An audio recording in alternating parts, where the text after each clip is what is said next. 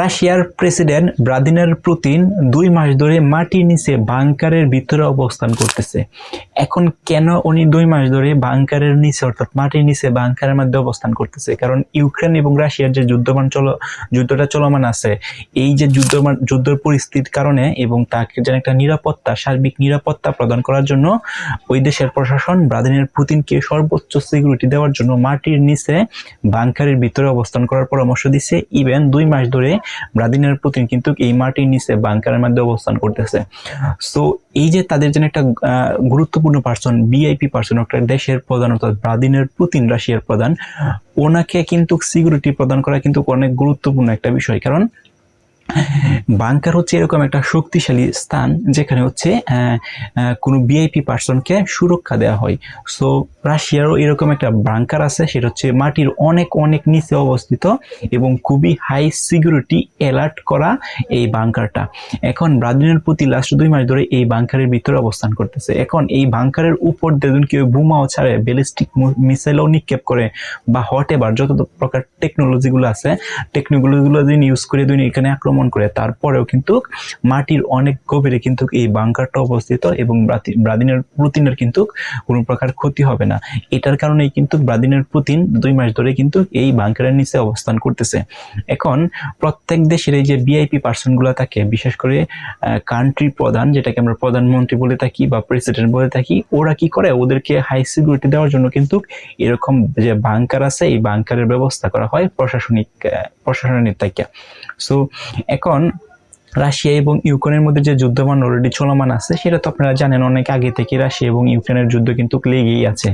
So এখন যে এইদিকে ইরান এবং যুক্তরাষ্ট্র যে যুদ্ধটা চলতেছে, ইসরায়েল, সো এটার কারণেও কিন্তু রাশিয়া একটু রিস্কের মধ্যে আছে। তারপরে এখান থেকে ইউক্রেন আক্রমণ করে, সেটাও কিন্তু একটা রিস্কের মধ্যে আছে।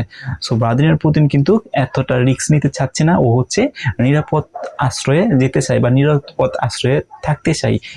এটার কারণে কিন্তু বাংকারের নিচে উনি অবস্থান করতেছে। ইভেন এরকমও খবর পাওয়া গেছে, সেটা হচ্ছে ভ্লাদিমির পুতিন যেন কোথায় আছে ওই দেশের সাধারণ মানুষ পর্যন্ত জানে না আসলে কোথায় আছে, কিন্তু উনি যেন কোন বাংকারের নিচে, মাটির নিচে ওনাকে রাখা হয়েছে, সেটার যে নিউজটা আছে সেটা কিন্তু কোনো গোয়েন্দা বা কেউই কিন্তু বলতে পারে না। সো এই যে ভ্লাদিমির যে পুতিন আছে বাংকারের নিচে আছে, এখন ওই দেশটা চলতেছে কেমনে, অর্থাৎ ভ্লাদিমির পুতিন কিন্তু টোটালি ভাবে মানে রেস্টে চলে গেছে। রেস্টে মানে হচ্ছে ওই দেশের বা রাশিয়ার যে অ্যাক্টিভিটিস গুলো আছে সেই কার্যকলাপগুলো যেন অন্য যে কর্মচারী আছে তারা হচ্ছে এটাকে অ্যাক্টিভ করতেছে বা পরিচালিত করতেছে, কিন্তু ডোনাল্ড ট্রাম্প হচ্ছে একেবারেই রেস্ট অবস্থায় চলে গেছে এবং নিরাপত্তা অবস্থায় চলে গেছে এবং বিশেষ যে কাজগুলো আছে সেগুলো হচ্ছে উনি বাংকারের ভিতরে অর্থাৎ মাটির নিচে বসে বাংকারের ভিতরে বসে সেগুলোকে করতেছে এবং গুরুত্বপূর্ণ কোনো কাজ না হলে কিন্তু তার সাথে যে কানেক্টিভিটি বা যোগাযোগ সেটাও কিন্তু সম্ভব হচ্ছে না। সো ভ্লাদিমির পুতিন কিন্তু